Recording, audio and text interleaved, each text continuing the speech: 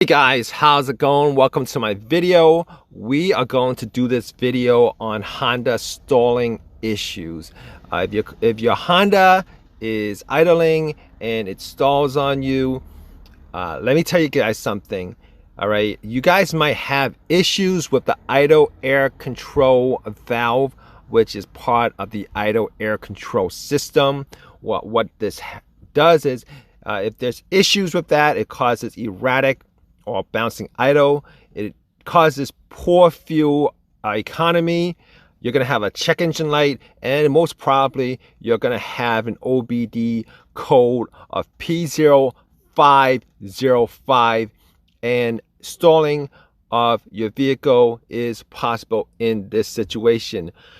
Basically, the idle air control valve, the whole system, the system itself, not just the valve, is made up of vacuum lines, and the valve itself, the throttle body and intake manifold, and the system allows enough air into the engine to idle when the throttle body is closed.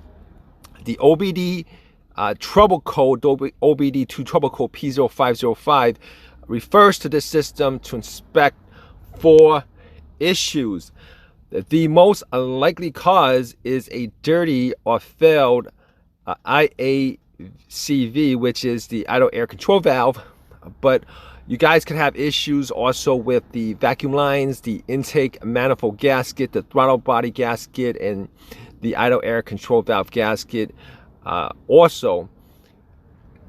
all cases involving the idle air control valve, the throttle body ports should be cleaned. If you guys are reinstalling or cleaning an idle air control valve, you guys should probably clean the throttle body also. And hopefully that should solve the issue. The idle air control valve itself could be cleaned or replaced.